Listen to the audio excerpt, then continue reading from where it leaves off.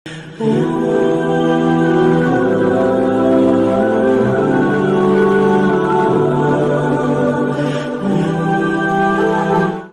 اسحاق نے بھی لکھا ہے، ابن اشام نے بھی لکھا، البدایہ والنہایہ میں بھی ہے۔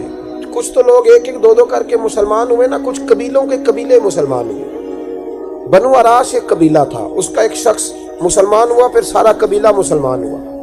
وہ کہتے ہیں میں نا مکہ مکرمہ آیا، یہ وہ دور تھا جب نبی پاک علیہ السلام نے ابھی اعلان نبوت فرمایا تھا، اور وہ اسلام پر غربتوں کے دن تھے۔ سارا مکہ جب جتھا ہو جاتا ہے پھر تو بندے کی بڑی بات ہوتی ہے نا، اور جب ایک ایک دو دو سنگی ہو تو پھر مشکل ہوتا ہے۔ غربتوں کے دن تھے۔ کہتے ہیں میں مکے آیا، میں چھوٹا سا کاروباری تھا، بیوپاری تھا، تاجر تھا، میں گاؤں سے جانور خریدا کرتا تھا، شہروں میں بیچا کرتا تھا۔ کہتے ہیں میں نے نا 2 اونٹ یا 2 گھوڑے، مختلف کتب میں مختلف لفظ ملتے ہیں، کہتے ہیں وہ 2 اونٹ میں گاؤں سے لایا، مکے میں نے بیچنے تھے۔ جب میں مکے پہنچا تو پہلی ملاقات ہی ابو جہل سے ہو گئی۔ مجھے کہنے لگا یہاں ایک شخص نے دعویٰ کیا نبوت کا، اس کے قریب نہیں جانا۔ کہتے ہیں میں نے کہا یار مجھے تو پتہ بھی نہیں تھا، یہ تو تعارف تم نے کرایا ہے۔ تو کہنے لگے ان کے قریب نہیں جانا۔ کہتے ہیں میں بڑا کم دائیں بائیں تو آتا تھا، مکے میرا کم آنا جانا رہتا تھا، قریب نہیں جانا۔ میں نے کہا چلو نہیں جاتے۔ کہتے ہیں اسے اونٹ پسند آ گئے، اس نے خرید لیے۔ میں نے کہا پیسے؟ تو کہنے لگا کل دے دوں گا۔ اگلے دن میں اس کے گھر لینے گیا تو کہنے لگا کل دوں گا۔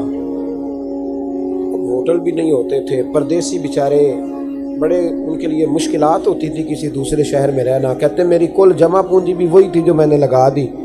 تیسرے دن میں گیا تو میں نے کہا یار میرے پیسے دے، میں غریب آدمی ہوں اور میرے تو بچے انتظار کر رہے ہیں اور میں سڑک پہ سو کے وقت گزارتا ہوں، میرے پیسے دے میں جاؤں۔ کہتے ہیں میں نے دبا کے بات کی تو ابو جہل کہنے لگا جا دوڑ جا، جہاں سے ملتے ہیں لے لے۔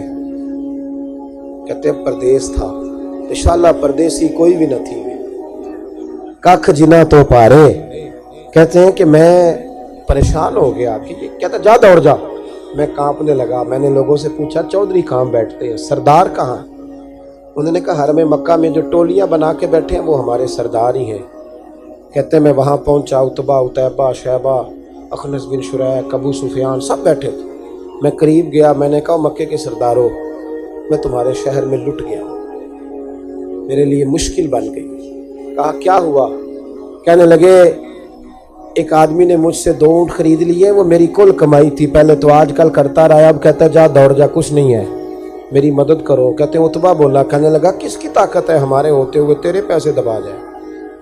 کہتے ہیں جب اس نے یہ کہا تو میرے اندر امید کی کرن چمکی کہ میرے مل جائیں گے۔ کہتے کون ہے بتا؟ میں نے کہا کہ ابو جہل۔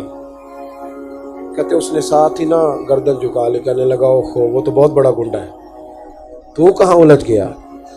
وہ تو پیسے نہیں ملتے۔ کہتے ہیں اب تو میرے پاؤں تلے زمین نکل گئی۔ یہ تاجر نا جب ڈوبتا ہے تو خودکشی کرتا ہے معاذ، اس لیے کہ جب کسی انسان کی کل پونجی، ایک تاجر کے ساتھ بہت سارے لوگ وابستہ ہوتے ہیں، یہ دولت کی محبت نہ سمجھے، اس کو بہت بڑا الجھاؤ ہوتا ہے۔ اور ہمارے ہاں جب لوگ عروج پہ ہوتے ہیں تو سجن بھی بڑے ہوتے ہیں، اور جب انسان ڈوبنے لگتا ہے تو اس کا ہاتھ بھی کوئی نہیں تھامتا۔ ساری عمر یہ آٹا گد ہے، لکھاں کیتے نہیں پیڑے، وقت آیا ہی تے محمد بخشا کوئی نہیں ہو بیٹھا لیڑے۔ آپ کو پتہ ہے کوئی قریب بھی نہیں آتا غربت کے دنوں میں۔ کہتے ہیں میں کانپنے لگا، اب میں کیا کروں گا؟ میری بیٹیاں میرے بچے تو روئیں گے۔ ادھر دیکھنا میری طرف۔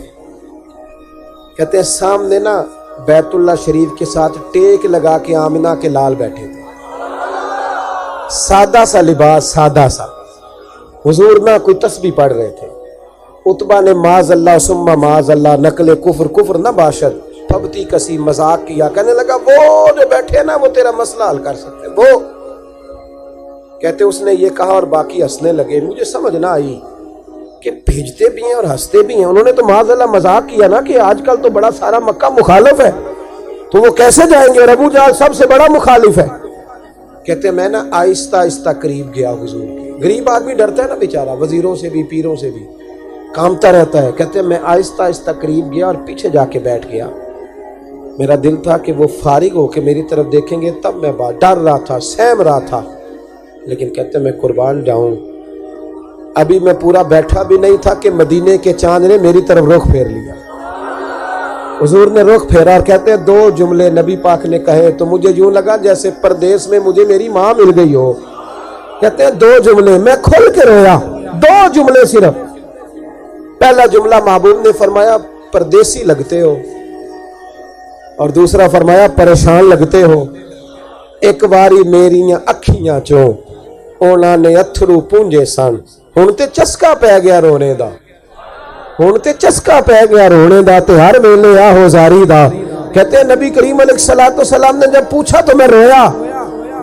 میں نے کہا محبوبہ میں آپ کو جانتا تو نہیں، پر پردیس میں لٹ گیا ہوں۔ کہتے ہیں میں رونے لگا تو حضور نے فرمایا چپ کر، رونے کی بات نہیں، میرے کاندھے پہ تھپکی دی، فرمایا پریشان نہ ہو۔ پہلا ہی جملہ، پوچھا بھی نہیں کام کیا ہے، یہ بھی نہیں بتایا مسئلہ کیا ہے، محبوب فرمانے لگے چپ کر، آنسو پوچھ لے، جیسے تو کہے گا نا ویسے ہی ہو جائے گا۔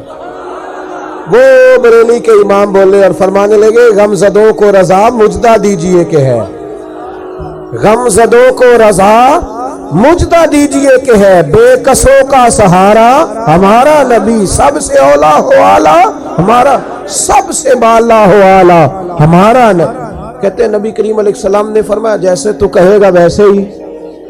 کہتے ہیں پھر حضور نا میرا بازو پکڑا اور گھر لائے، تعلق نہیں پوچھا، رشتہ نہیں پوچھا، کام نہیں پوچھا۔ پھر حضور نے مجھے چٹائی پہ بٹھایا، میں کئی دنوں کا بھوکا تھا، دلوں کے حال جاننے والے رسول نے مجھے سرکہ دیا، کھانا دیا، شہد دیا، دودھ پلایا۔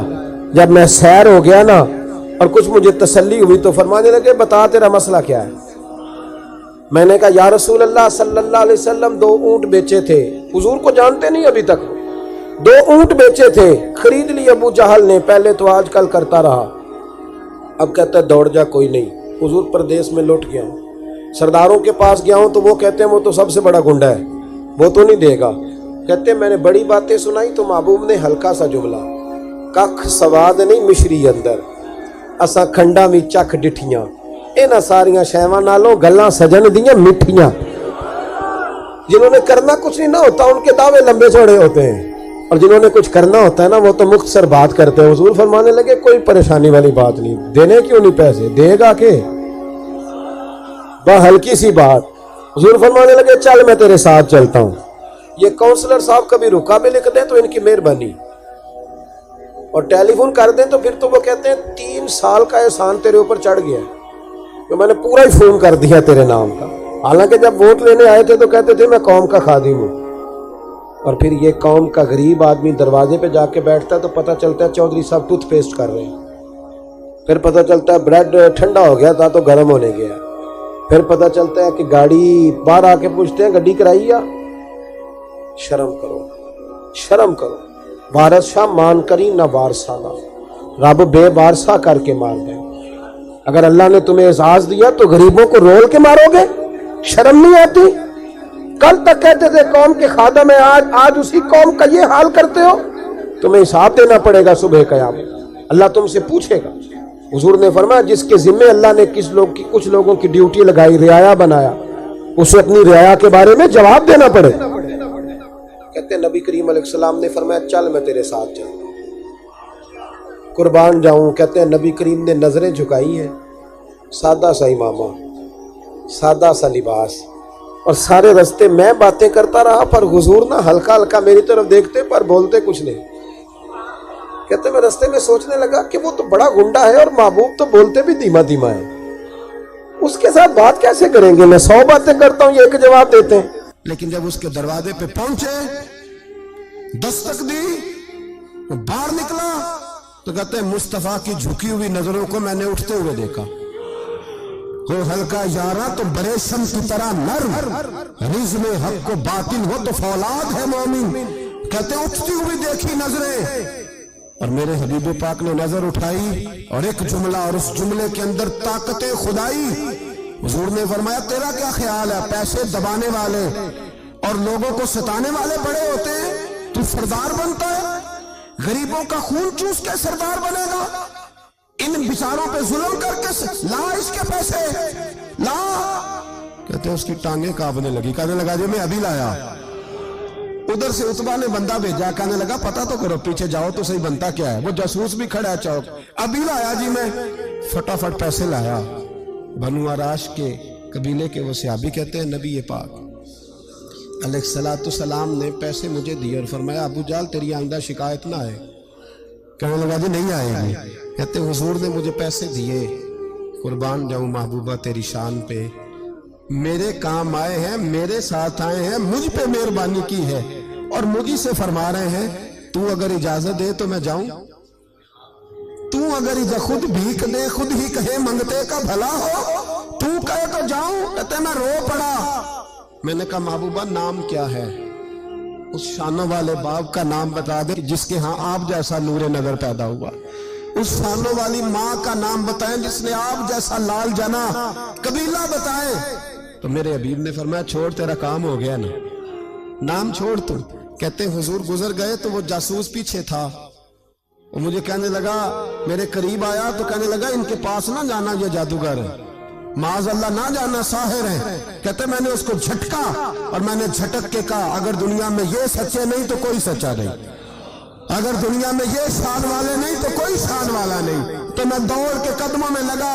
मैंने कहा बीबा दुनिया मैंने भी बड़ी देखी है पर तेरे जैसा कोई नहीं देखा, मेहरबानी करे पढ़ाए कलमा, मैं भी आपका गुलाम बनना चाहता हूँ। पता है बंदा नेक कौन होता है? जिसकी तन्हाई नेक होती है, जो अकेले में नेक होता है। तन्हाई जिसकी पाक साफ होती है, असल में वो बंदा नेक होता है। हमारे यहाँ ना बिलखुसूस नौजवान नस्ल से कहूँगा, तुम्हारे पास सहूलत आई है मोबाइल की, तुम्हारे पास सहूलत आई है इंटरनेट की, लेकिन देखना इसकी वजह से कहीं तुम्हारी तन्हाई नापाक ना हो जाए।